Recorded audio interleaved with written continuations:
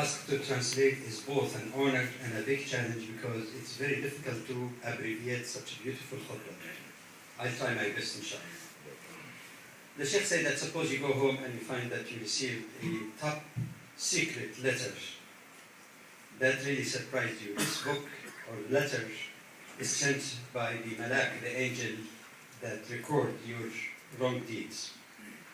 And the report is composed of 3 parts, 3 volumes. One about acts of worship, one about dealing, one about being thankful to Allah. And then he began to analyze each. When you look at the first volume dealing with the acts of worship, how much did you keep your acts of worship immediately after you reached adolescence? Many people began to pray at the age of 20 or 30. What happened with the rest? And even when you prayed, how did you pray? There have been various references in hadith that you only benefit from your prayer that which you have already been conscious of, rather than be straying with your thoughts in all kinds of directions. Now, he said that one of the tabi'in, that's the 3rd generation, the Sahaba, then the tabi'in, then the generation, the 3rd one.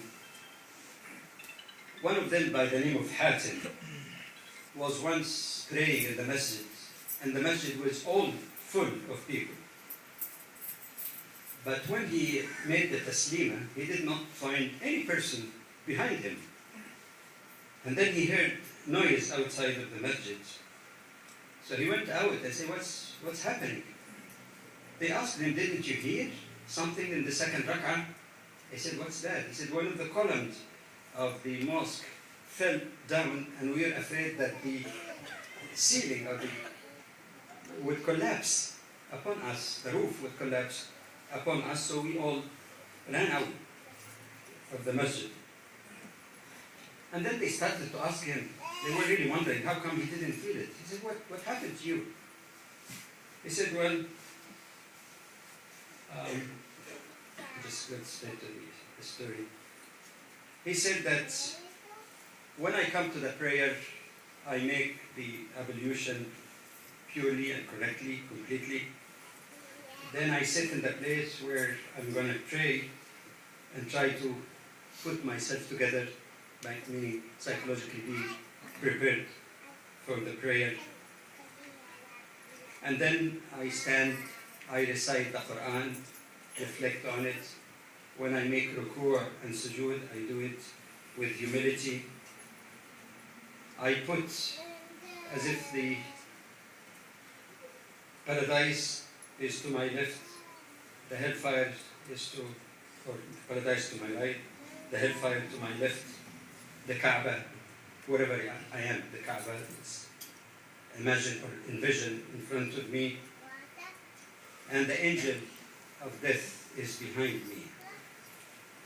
Then after all of that, I'm not sure even whether Allah has accepted my prayers or not. So this is the problem when people get distracted and shaitan take them away from their prayer. We give an example of having a colored carpet prayer, janamaz, as our brothers call it, and the shaitan comes to you, when did you buy this, when did you do this, and try to take us away from concentration in our prayers. I mentioned also the Hadith Qudsi, as it was alluded earlier, that in that Hadith Qudsi, Allah subhanahu wa ta'ala revealed to the Prophet sallallahu alayhi wa sallam that not everyone who prays, his prayer is accepted. Only accept prayers, Allah told the Prophet sallallahu alayhi wa sallam, from those who humbled themselves to my glory, did not show arrogance over my servants, did not sleep the night insisting on my disobedience, and showed mercy to the widow and those who are in need. And that's only about the mandatory prayer. How about the nafl, optional prayer or supererogatory prayers? And basically it's asking us, in the Day of Judgment, you want to get the intercession of the Prophet sallallahu alaihi wasallam. But if you have consistently neglected at least the 12 rak'ahs that the Prophet ﷺ used to do in addition to the mandatory ones, you will be very shy even to ask for this intercession. A nice analogy was made between the fara'id, the mandatory prayer is like the home, and the supererogatory prayer is like the garden. If a thief tries to attack you, if you have a garden, maybe you can see him and you take some measure to stop him. This is the nawafil. If there is no nawafil, that means the house has no garden, then the thief can come straight to your house. So are the efficiencies in our prayers. Volume 2, so there are 3 volumes in the report. That's the ibadat. And the same thing goes for fasting, pilgrimage, and charity, and all of that. Then we take volume 2 about the dealings with people. Of course, there are circles of people that we deal with in the family, the husband-wife relationship, parent-children relation, friends, people at work. Now, when we give a good example to people of what our sort of relationship that we have with one another, that goes a long way. It is reported that Ibn Abbas radiallahu anhuma saw a dream after the martyrdom of Umar ibn al-Khattab, second Khalifa. And he asked Umar, Ibn Abbas asked Umar, what did Allah do with you?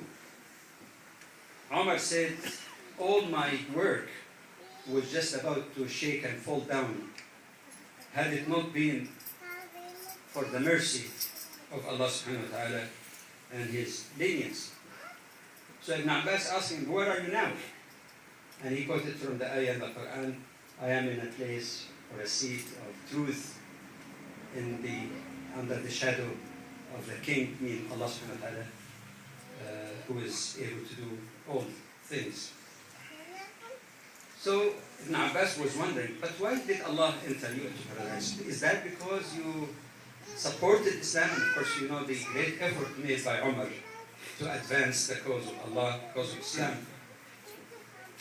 He said, no, none of these. Something very simple. He said, what's that? He said, one time I was passing in one street in Medina. I found some kids who are playing with a sparrow, and they tied a rope in the leg of that sparrow, just playing with him. So I simply went and untied that, so the sparrow was free to fly, and that's how Allah subhanahu wa ta'ala again freed me from the hellfire on account of that act. So to conclude then, the second volume. Am I happy with my wife? Is my wife happy with me? Does she miss me when I'm away and seek the mercy of Allah upon me when I die? Sometimes a wife might come from a father who used to be harsh, not all, sometimes. Can she find in you another form of harshness or a sympathetic and warm welcome? Volume 3. To be thankful for all the gifts and provision that Allah has bestowed upon us. And this is very relevant to our lives.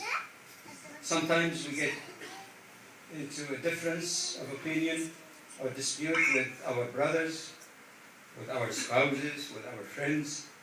If we are in an organization or masjid or Islamic center, sometimes we differ. That's human. We